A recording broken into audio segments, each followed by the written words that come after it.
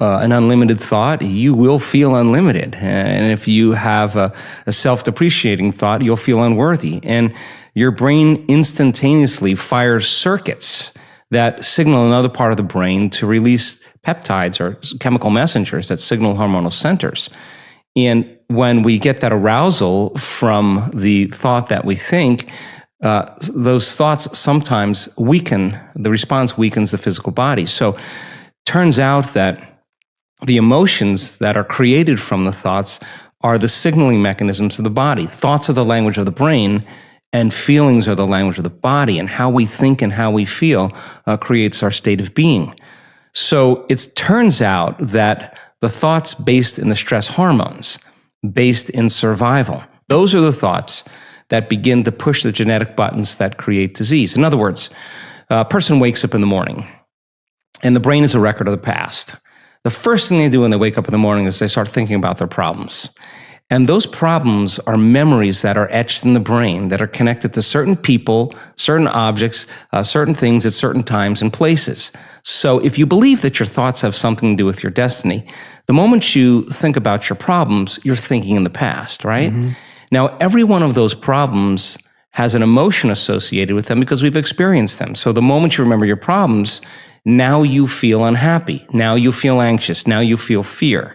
So the moment we feel those emotions, it takes a thought and a feeling, a memory or an image and an emotion, a stimulus and a response, and we start conditioning the body emotionally into the past. Now, the body is so objective that it doesn't know the difference between the real life experience that's creating that emotion and the emotion that person's fabricating by thought alone. The body's believing it's in that environmental condition. So if the environment signals the gene, and that's the truth, and the end product of an experience in the environment is an emotion, we're signaling the same genes, and genes make proteins. And if you keep signaling the same genes, you start down-regulating the gene to make cheaper proteins, and the body begins to break down. Now, that's an unconscious process. So what goes along with that is the moment the person feels that emotion of unhappiness or whatever it is, the brain checks in with the body and says, yeah, you're feeling pretty miserable, you're suffering. And we tend to generate more thoughts equal to the feeling that we have. And so then we get caught in this loop of thinking and feeling. So if we can't think greater than how we feel, or our feelings have become the means of thinking, then we're thinking in the past. We're in a convenience-based society. I mean, if you lose your internet connection or your cell phone doesn't do what it's supposed to, people get angry. Like, that's 20 seconds, right? So here you are creating something out of nothing, and you don't have the patience. Well, that has to come out, because a very, very masterful person who is abundant had to own impatience. So then never make it be about the end result. Make it be about effort. Every day you're overcoming. Every day you're out of the bleachers and you're on the field and you're giving it your all and you're practicing, keeping your energy up greater than your habits in your body or the emotional conditioning of your body, greater than any circumstance in your environment, and sustaining it for an extended period of time. And then all of a sudden, when you're connected to the energy of your future, and you know what that feels like, you will know the moment you return back to the energy of your past. And if you tell me it's because of your boss or your coworker or your ex, I'm going to say, you're back to the unconscious program that you're the victim of your life, right? Absolutely. So then it takes some unlearning, and the unlearning process is the most important process, because once you do that, you're clearing out room for the next creation to be easier, and the next one to be easier, because you starting to understand the formula a little better. And you start saying, I'm not going to take that personally, or I'm not going to react, or I'm not going to go back to that person again. I'm just going to self-regulate again. You only need a few experiences to know that this is the truth. And then you start managing your attention, and you manage your energy a lot better. And I think that I always say, I don't care that you fall off the horse. I just care when you get back on, right? Because some people fall off and then they have to go into guilt and analysis, and they take weeks. And well, you could have just said, I fell off. Let me just get back on and keep going here. I think one of the challenges I think many people have is really the discernment of information. it's really difficult to know what's the truth anymore, just because information is so accessible. And I used to say that in an age of information, ignorance is a choice. And now we have to confront a whole nother level, and that is the information that we're getting. Is it actually supporting us, or is it something that really is an incentive to cause us to make choices? So for me, I think the biggest challenge has been just really an awakening to what kind of information I want to expose myself to. And I think it's now more than ever a challenge for a lot of people in the world. I will never work in a relationship. I just won't. If I'm working in a relationship, something's wrong. I'll work on me. I'll bring my best.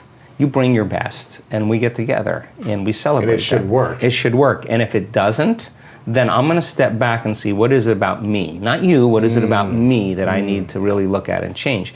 Now, if there's a vibrational match and it flows and it's fun and you connect on physically, mentally, mind, body, soul, that's cool. I think that's healthy. But a mission-driven person can't be in a relationship where you have to keep going back and trying to fix something. I just won't do that. I just think that when it's right, it's right, and I'll know. Yeah. So I do think that relationships can be easy, and I do think, and I think that they should be, and I think that if you're heart-centered, that's a different place you meet. Than other emotions, and again, every time I have a mystical moment, and I feel that transcendental love that I don't even know the word for, every time I have one of those moments, I think I got this all wrong. It's just that it is not chemical; it's electric. And you got what all wrong? Well, the way we view the world, the way we don't see things how they are, we see things how we are, and every inner experience that's transcendental, experience enriches circuitry in your brain. Experience produces emotion or energy in the body. So you start having transcendental moments where you start connecting to that field. Its signature is love. But not love like a love for your puppy. This is like an arousal. This is, I don't know the other word, but bliss. Spiritual arousal. And we have the evidence. We can say, oh, watch this person's brain. And scientists are studying our work. I'll say, oh, watch, she's going to pop in a few minutes. What do you mean? Just watch, she's going to pop. And all of a sudden, this person goes into an arousal. The sympathetic nervous system is so switched on, but the arousal isn't like an arousal that from the environment that produces anger or aggression or fear, or anxiety or pain or suffering. That's survival in the environment that produces the arousal. This arousal is coming from energy in the body that's moving up into the brain, and the arousal is bliss. The arousal is ecstasy. The arousal is freedom, peace. But it's not chemical. It's you'll feel it in every single cell in your body. Now, here's the outcome of that. The outcome of that is that when you open your eyes and some conditioning, some layer has been removed, your spectrum of the way the world looks broadens now, because now you're wired to perceive what's always existed, but you didn't have the circuits in place to perceive them. So then it's the inner experience that literally transforms our experience of the outer world. And so when you start having moments where you hit that kind of frequency, or you have those moments of love, you're less dependent on anyone to bring you happiness. You're okay. You can love the person for their flaws, because you can see a part of yourself you used to be that you no longer are. And instead of judgment, you have compassion. And you can encourage and communicate from a level of connection instead of intimidation or competition, or however relationships works. You got to stay conscious and not go unconscious. And it turns out that 95% of the time we're unconscious. So if you're going to stay conscious, then there's an element that also requires a certain amount of awareness or energy.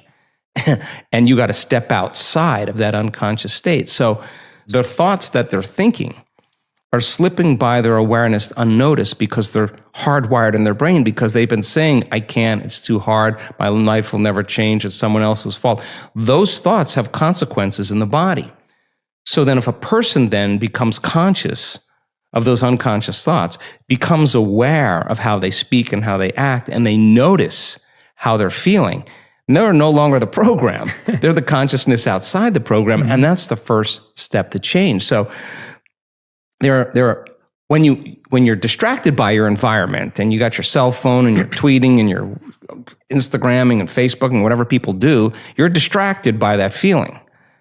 But I now know that if you take a person and you say, okay, close your eyes, sit in the silence of any external stimulation, remove the environment, sit your body down like an animal. Body is the animal. Tell it to stay. I'm going to feed you. You can check your cell phone. You can shower. You can have your coffee. But when I say, and so then here comes the challenge, right? So, and then if you say then you're not going to live in the familiar past or predictable future, you're not going to think about how long you've been meditating, what you got to do. You labor for that present moment. People think when they do this that they're doing something wrong because there's such discomfort that comes with it. But they're in the unknown. They're actually doing it right. People say, I think I'm meditating wrong. I always say, oh, no, you're doing it right. Because when you notice that your body wants to get up and check your cell phone or have a cup of coffee, and you become aware that it's on autopilot and wants to do that, and you say, come on over here, and you return it back to the present moment, you're executing a will now that's greater than the program. And if the person wants to just get angry while they're sitting there, there's an arousal, and they notice the body is amping up and revving up, and they settle it back down. Now they're telling the body it's no longer the mind, that they're the mind. Now, we've researched this, and it's tedious in the beginning at first because David is fighting Goliath. But if you keep practicing it, just like training an animal, sooner or later, the body acquiesces. Sooner or later, the body is trained to a new mind. And when that happens, there's a liberation of energy. The body goes from particle to wave, from matter to energy. And there goes that emotion, literally liberated from the body as energy. So the person who has the strong emotion to some circumstance in their life, and they're working on lowering the volume of that emotion, the more they lower the volume of that emotion, the more they're going to take their attention off that person and problem, and they're going to take their power back. There's going to be a break in their attention from that circumstance. And now they build their own field. And now there's energy to heal. Now there's energy to create a new life. Now there's energy for the mystical moment because they've overcome their old personality self. So I think, it's not like thinking positively. That's not the message. No. It's overcoming until we become somebody else. And when that occurs and the person starts thinking differently and they start acting differently and they start feeling differently, they're a new personality. And they start seeing those synchronicities and serendipities.